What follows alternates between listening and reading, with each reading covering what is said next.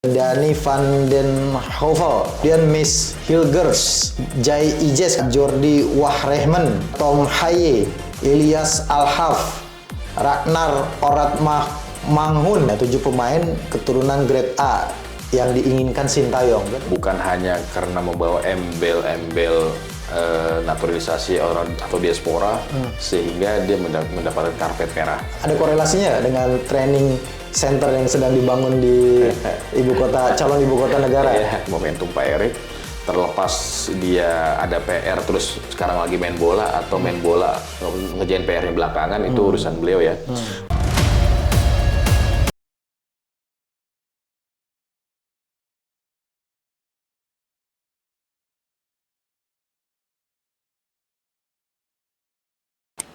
Assalamualaikum warahmatullahi wabarakatuh. Kembali lagi di YouTube channel Love Football by Halo Pengacara. Nah, pada kesempatan kali ini kembali bersama Bang Nasrullah Nasution, atau sering kita panggilnya Bung Acun. Ini biar sama kayak Bung Binder nih, sama Bung apa lagi nih? Bung Binder, Coach Justin, Bung Kusna ini ya. Ini biar sama Bung Toel juga ya, biar agak sama ini ntar. Setara lah gitu nih, Bung Acun nih. Kita masih biasa-biasa aja. Bung Acun, ya. Ini yang lagi menarik nih kan, Pak Erick Thohir bilang udah sudahi mengenai polemik bahas mengenai naturalisasi begitu Bang. Iya. Naturalisasi, karena banyak yang netizen juga yang menolak naturalisasi karena dianggap itu bisa hanya sekedar sesaat saja gitu Bang. Bukan sesuatu yang sifatnya jangka panjang Bang. Nah, menurut Abang sebenarnya perlu nggak sih kita naturalisasi, atau dalam bahasanya Bung Hamdan itu sebenarnya bukan naturalisasi, mencari diaspora yang ada di negara luar negeri gitu Bang? Iya, menarik memang kalau kita bicara tentang sepak bola dari perspektif pemain langsung. Ya, pemainnya artinya gini. Kalau kita bicara kompetisi, tentunya kita akan bicara tentang bagaimana munculnya talenta-talenta dari klub-klub yang berkompetisi di Indonesia. Yang menarik adalah ketika kita bicara tentang naturalisasi ataupun diaspora, kan gitu ya. Kalau bicara naturalisasi, berarti adalah pemain asing yang sudah yang akan menjadi warga negara Indonesia. Biasanya kan kalau peraturan imigrasi itu dia 5 tahun berturut-turut tidak meninggalkan wilayah Indonesia. Bahkan atau pernah itu tahun dilakukan, kalau saya tidak salah ya, dengan Gonzales ya. Bahkan ketika orang tuanya meninggal, dia tidak pulang. Dia tidak pulang gitu. Dia untuk memenuhi standar itu gitu ya. Akhirnya dia jadi warga negara Indonesia dan jadi masuk timnas dan memang menunjukkan kualitas yang. Jadi kalau naturalisasi itu adalah semacam Gonzales, Mark Klok, kemudian Victor Ibonepo, ada Vasojevic yang Bali United juga, itu kan masuk. Itu naturalisasi ya. Masuk naturalisasi. Tapi kalau Ivar Jenner, Struijk ya. Itu kemudian terus yang kemarin tuh Patinama juga ya, Sen Patinama ya kalau salah ya. Kemudian juga ada Jordi Amat.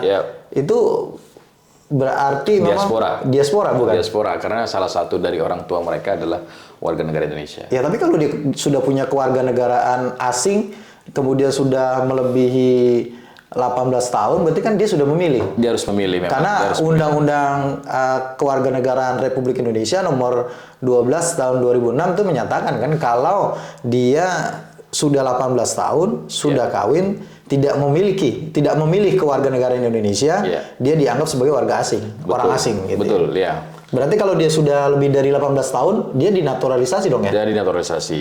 Dia dinaturalisasi dan menjadi pemain Indonesia. Yang menarik adalah ya tentunya dalam hal ini kita tentunya akan berbicara tentang standar, ya kan? Bukan hanya karena membawa embel-embel naturalisasi orang atau diaspora sehingga dia mendapatkan karpet merah untuk bermain di Indonesia atau langsung menjadi timnas Indonesia. Tapi tentunya pasti dalam hal ini baik pelatih maupun PSSI punya standarisasi tertentu untuk menarik mereka yang akan ditarik baik diaspora maupun naturalisasi tadi. Iya. Ini kan di sini diberitakan ada beberapa pemain ya, 7 pemain keturunan grade A yang diinginkan Sintayong. Berarti ini Sintayong yang minta dong, Bang ya? Yang minta supaya ini dinaturalisasi begitu. Ada Danny van den Heuvel. Saya nggak tahu nih spellingnya benar apa enggak ya. Kemudian Miss Hilgers. Jai Ijes. Kalau Jai Ijes ini kan kemarin kita sudah bahas sedang proses ya. Kemudian ada Jordi Wahrehman. Ada Tom Haye. Nggak tahu nih spellingnya benar atau enggak nih. Ilyas Alhaf. Ragnar Oratmanghun. Ya, ini ada 7. Kayaknya kebanyakan dari nama-namanya nih Nederland nih kayaknya dari Belanda gitu ya. Ini Bang yang disebutkan oleh berita ini adalah pemain yang grade A. Grade A itu maksudnya apa? Maksud dengan grade A itu maksudnya mereka yang masuk dalam kompetisi di Eropa, kompetisi internasional lah, yang diakui gitu ya. Sehingga maksudnya grade A. Dan punya kemampuan gitu ya. Ya secara ini pasti punya kemampuan ya, punya kemampuan dan tinggal nanti ya dibuktikan dalam pertandingan kan. Kan tentunya dalam hal ini kita juga bisa melihat mana yang bisa memang memiliki skill di atas rata-rata atau mungkin ya rata-rata saja gitu. Ya sama dengan pemain yang lainnya gitu ya. Pemain yang lainnya. Iya. Nah, Bang, terkait dengan proses naturalisasi kah atau diaspora kah, ini kan bisa dikatakan proses instan gitu ya, Bang. Iya. Untuk bisa berprestasi gitu ya di tingkat internasional. Ini juga kaitannya dengan komersialisasi saja sih sebenarnya, Bang. Saya rasa tidak ya, Bang ya. Karena kalau bicara komersialisasi kan ya tentunya dalam setiap produksi itu kan pasti ada aja bicara komersialisasi. Tapi intinya bukan itu. Intinya memang ini dalam jangka pendek itu efektif. Jangka pendek itu dalam artian ya dalam momen-momen yang memang sudah di depan mata kita mengambil pemain-pemain yang memang sudah siap pakai, bahasanya siap pakai gitu ya, atau siap untuk bertanding karena mungkin punya mental yang bagus, punya fisik yang bagus, punya skill yang bagus, dan seterusnya. Dan itu kita bisa dapatkan secara instan, tapi tentunya dengan proses, kan gitu ya. Dan saya rasa pelatih Sintayong juga menentukan nama-nama ini berdasarkan rekam jejak juga tentunya dalam hal ini dan informasi yang dia miliki sehingga mendapatkan nama-nama tersebut dimungkinkan untuk bergabung dengan. Secara ekonomi diuntungkan nggak si tim nasional ini dengan kehadiran mereka? Karena kan kita lihat perkembangan popularitasnya cukup signifikan nih ketika pemain itu baru datang kemudian bermain untuk timnas Indonesia, kemudian nggak berapa lama Instagramnya followersnya banyak gitu ya. Kemudian juga mungkin mempengaruhi juga nggak misalkan penjualan jersey sebenarnya sponsorship gitu ya. Secara nggak langsung itu menguntungkan kalau ada prestasi. Ya artinya korelasinya itu bukan person to person kalau saya melihat, ya, tapi ketika prestasinya itu memang bisa dihasilkan bagus. Misalkan kayak Struijk sama Ivar Jenner itu kan karena dia menunjukkan prestasi pada saat pertandingan melawan China Taipei dan Turkmenistan gitu ya.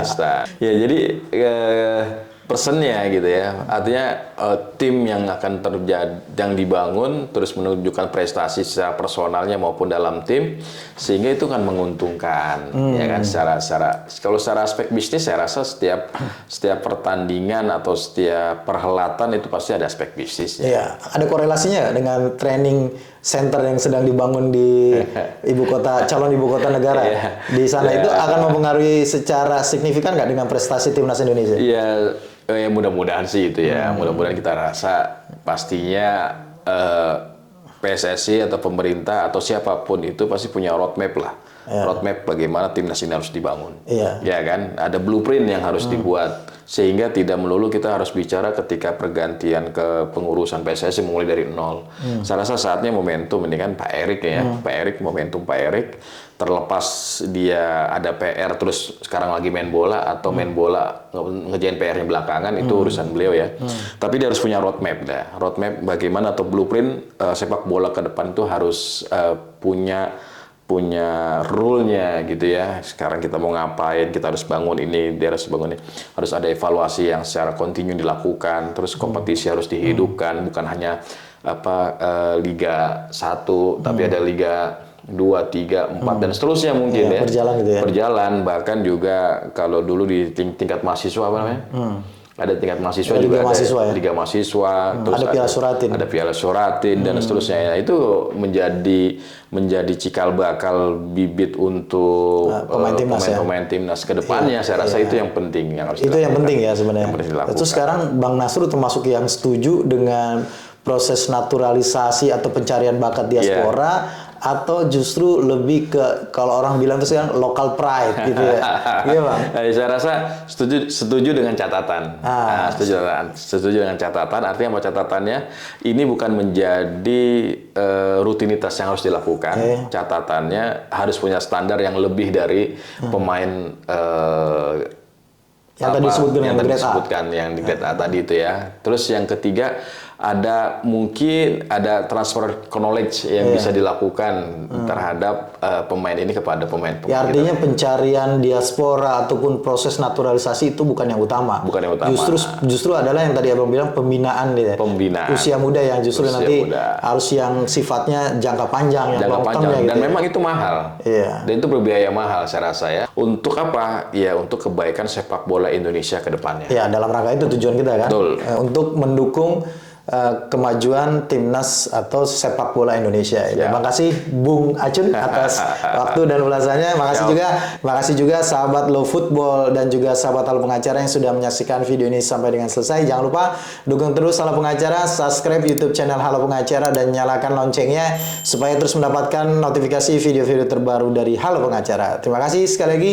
Salam Halo Pengacara, salam Timnas Indonesia. Assalamualaikum warahmatullahi wabarakatuh.